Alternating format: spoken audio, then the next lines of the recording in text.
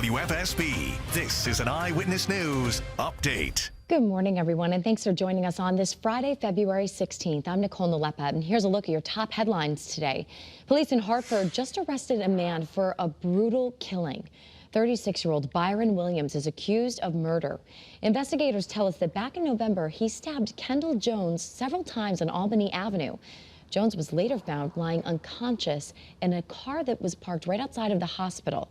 Despite doctors' best efforts, he died a short time later, and Williams is being held right now on a $1 million bond. Also, we're tracking developing news in Norwalk, where a police sergeant is now facing criminal charges after a deadly crash in Southington. Investigators say that Shannon Sherry veered his Tesla into another lane and collided with the victim's pickup truck, which then caused it to flip over. This was all back in April. Now, Sherry was off duty at the time of that crash, and he now faces several charges, including misconduct with a motor vehicle. Police identified the victim, who was killed, as 24-year-old Elijah Valier of New Britain. Speeding cars blowing through school bus stop signs as children cross the street. The video is absolutely shocking. Bridgeport officials recorded nearly 10,000 drivers illegally passing stopped buses in just a span of 6 months. And a spokesperson for the bus company, Datco, says that the problem really isn't just limited to Bridgeport. People doing it all the time, and some drivers certainly highlight certain stops on their route where they know it's regular. Now, Datco, which serves 20 school districts in the state, says that they're installing cameras on each bus to assist investigations into these violations. And we have some wild video of the driver of a stolen car slamming right into a garbage truck in Waterbury. Oh, my word. 3 people then jumped out and ran away, leaving 1 teen trapped inside. The vehicle ended up spinning out right at that intersection of North Main and Lakewood Road yesterday morning. And Waterbury's mayor tells us that the car was stolen in New York.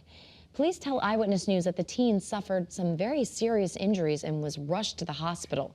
Investigators also say that they found 2 pistols inside of that stolen car. The suspect in the murder of a visiting nurse in Willimantic late last year will be now facing a judge again today. Michael Reese will appear at Danielson Superior Court on charges unrelated to the death of Joyce Grayson. Investigators discovered her body back in November at a transitional house for sex offenders where Reese lived at the time. Reese is not yet charged with anything having to do with Grayson's death, but that could change later today. And police say that they have identified him as the primary suspect. And Yale police are boosting patrols after another member of the university was attacked and robbed right on campus. Investigators say on Wednesday, a group of teens robbed a Yale staff member as they were walking out of a building on College Street and ended up stealing his laptop. The victim is expected to be okay, but police are urging people to pay attention while they're walking around campus. And the Michelle Troconis trial in Stamford continues today. Yesterday's testimony focused on her former boyfriend, Fotis Dulos, and his behavior after his estranged wife vanished. Dulos' neighbor in Farmington testified that Dulos had asked him how long he saved his home security camera footage. Now, one of those cameras captured video of a red Toyota pickup truck leaving Dulos' neighborhood on the morning that his estranged wife, Jennifer Farber Dulos, disappeared. And there's also a battle brewing at the state capitol this morning over money. Education leaders say that they are being shortchanged. And a group of district leaders and teachers across the state claim that $47 million had been earmarked for elementary school education.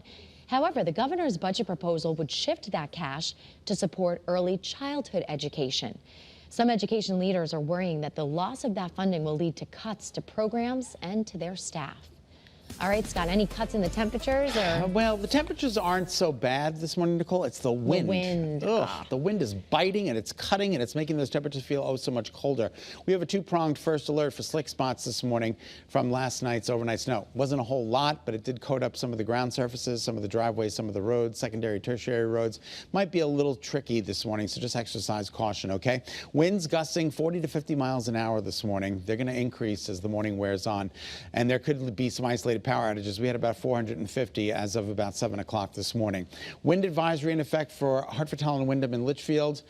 This is in effect until 1 o'clock this afternoon, and that's when the winds will start to gradually subside. A little bit of snow shower activity trying to make it to the Notch right here in North Granby on up into Colebrook and Barkhamsted, Riverton. You guys might be dealing with some snow showers this morning, and you might see a snow shower during the day today, but it's so beautiful out there this morning with golden sunshine in other parts of the state. 38 amazing degrees in New Haven, but I want you to notice that wind, west-northwest, sustained to 16 miles an hour. All right, that's going to mean business. A couple of those lake effect snow showers trying to make their way all the way in across New York State into Connecticut, and some will succeed.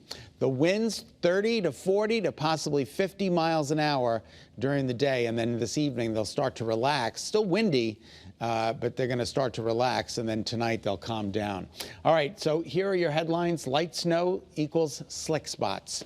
Later this a.m., morning, 40 to 50 mile an hour wind gusts, and then a weekend snow chance. Tomorrow there will be some snow showers around, particularly tomorrow morning for southern Connecticut as the storm system goes by to our south. All right, let's take a look at the visibility. Perfect 10 all across the state. It's a gorgeous start. The numbers aren't bad. Typical overnight low is about 20, 21.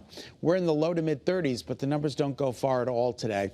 And don't forget about that sustained breeze, 8 to 21 miles an hour. Whoa. With gusts right now to 30 to 35 miles an hour. Whoa. And that makes the temperatures feel like they're in the upper teens, low to mid to upper 20s. So you got to bundle up and bundle up through the day today. We're going to see abundant sunshine. Kids, you will be outside for recess during the day today. 36 to 38, 38 to 40. With golden sunshine and then increasing clouds tonight. And that's the result of this area of low pressure that's going to swing by to our south. Let's take a look. Today we're good. 2 p.m. It's windy. Look at those arrows coming out of the north and west. Whoa. I'm saying whoa a lot, aren't I? Then 1 o'clock tomorrow morning, a little bit of snow makes its way across to say this is 4 a.m., maybe an inch. Maybe an inch. It's light snow, but possibly an inch while most of us are sleeping. And by the time you wake up at 7 a.m., if you're a late sleeper, the snow will be done. But there is an opportunity for snow showers during the day tomorrow that could lead to an additional coating, maybe a half an inch in parts of the state. So tomorrow we're going to call for snow showers. All right, during the day today, forecasted highs in the mid to upper 30s, close to where we are right now. Mostly sunny and very windy. And then your 7-day forecast, again, includes those snow showers for tomorrow. Breezy, a delightful President's Day. And then Tuesday, Wednesday, Thursday all look good with moderating temperatures. All right, that's a check of your first alert forecast. Nicole, we'll send it back to you. All right, thanks, Scott. And thank you so much for tuning in to Eyewitness News this morning. Remember, you can get news and weather updates anytime on the WFSB app. And keep that app handy, as always. We'll leave you with this gorgeous shot there, live in Mystic. Looks like New England in the winter, right? Have a great day, everyone. Be healthy. Stay positive.